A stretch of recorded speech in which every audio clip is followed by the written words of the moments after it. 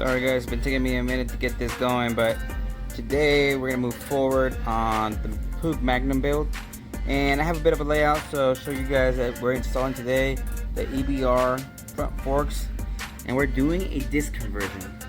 I do have to apologize because I've already assembled the wheels and the footage was corrupted, so I'll show you guys a quick view on them, better angle. And today we'll install those, install the forks, and maybe the handlebar and some controls. So we'll see. But this is what we got going on so far. Did a couple things off camera, but not too much. So I haven't moved forward too much, guys.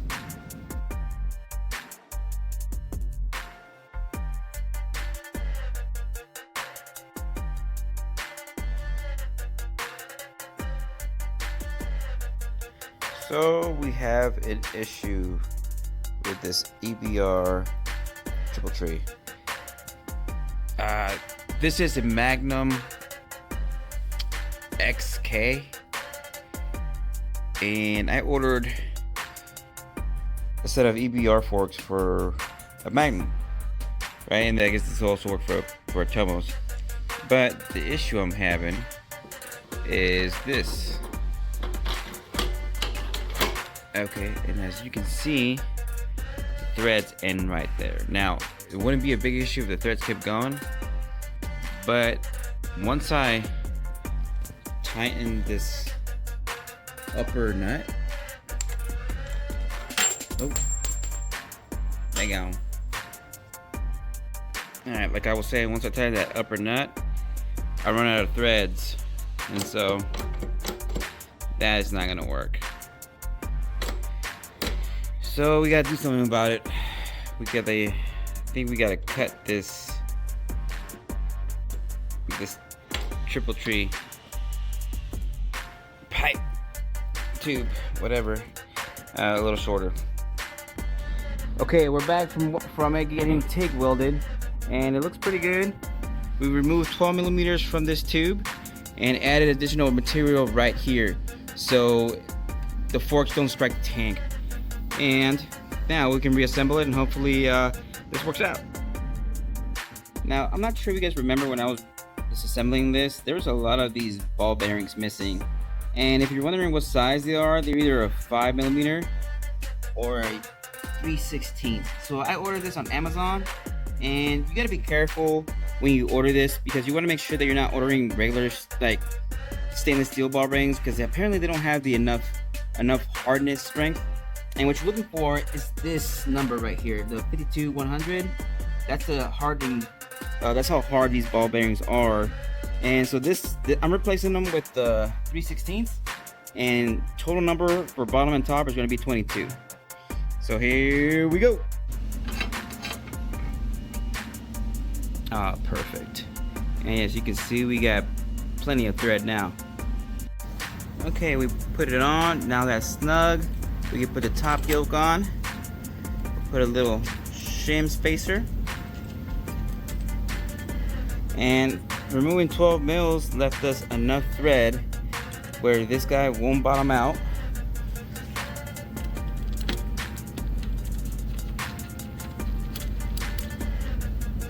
There we go.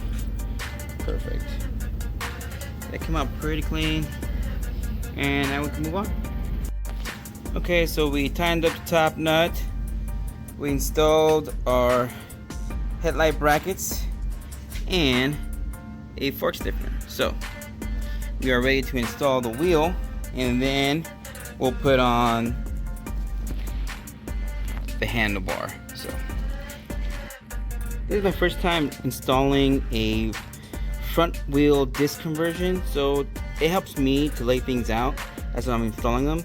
And so I want to show you guys how this is going to get installed on the forks. So this will be obviously your axle, and on this side it's the rotor and caliper side.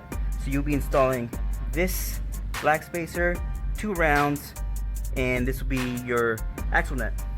On the other side it'll be just 1 spacer, 1 washer, and then the other axle nut. And this is if you order like the complete kit. I ordered it individually because I already had a set of 5 stars. But if you order the kit, this will be included in the kit. So here we go. All right, we got one side in. Like I said, that black spacer, 2 washers, and now we'll put the silver spacer on this side right here, and a washer, and this thing should be perfectly centered, as you can see. Bam. Okay, so now we're gonna move on to installing the brake caliper.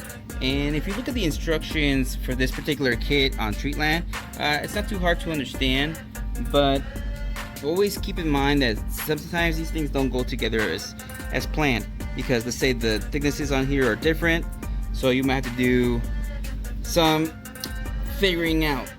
For example, over here I'm gonna have to add additional washers to fill in a bit of a gap to keep this caliper straight and ensure that it's not binding on the rotor. And I'll show you what I'm talking about.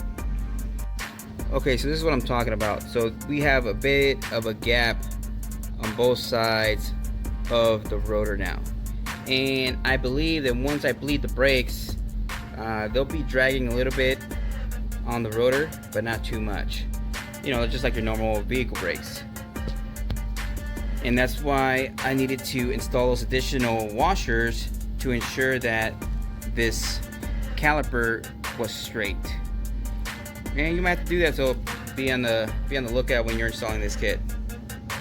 Okay, so I've Loctite these and torqued them down to about 15.5 foot-pounds. And I think that should be pretty good. So now we'll install our handlebar controls, and we'll figure out the length of the desired hydraulic line. And we got Enzo here on the side, keeping us company. Hey. Now I'm sure a lot of you guys already know this, but I got this kill or horn button, and I used it as the backing plate of this hydraulic brake lever, so it uses less space on the handlebar. Looks pretty good, and it's gonna save me some space, making this overall build look pretty clean. But we'll put this on. That'll be for that side, and I'm gonna be doing the same thing for the mirror bracket. So this will be my horn button, and yes, we'll be putting on a 12-volt horn, so it should be pretty loud, so they'll hear us coming. Okay, guys, we got these controls. I gotta say, it's starting to look pretty sick. We're not gonna stop here. I think we're gonna put the headlight, and maybe I'm gonna fabricate a bracket for the horn so we can center it up, and that'll be up next. So we made a little bracket for the horn so we can center it up. I could have put it on one side or the other, but it probably would have made my OCD flare up. So this little bracket looks pretty good. Also, I grinded the bottom a little bit so we can have a good ground connection, and I think it's gonna look pretty good. So there you go, guys, just a little bit more complete. Got everything kind of roughed in. I think it's looking pretty good. I'll show you guys how the tank looks now. Just didn't want to scratch it. Alright, guys, and the engine, we are not gonna go back with this E50. We're gonna end up putting a ZA50 on this thing, and I cheated a little bit. I already have it pre-built, but I'm not gonna cheat you guys. I'm gonna go ahead and rebuild this guy on another video for you guys, but we're gonna put a ZA50 on this bad boy. Man, this thing's starting to get some color, huh? It's starting to look pretty clean, almost put together. Sorry guys, I just had to get her outside, show you what she's looking like. Oh yeah, this thing's gonna look sick. It's gonna be a ripper. It's not only gonna look good, it's gonna be fast too.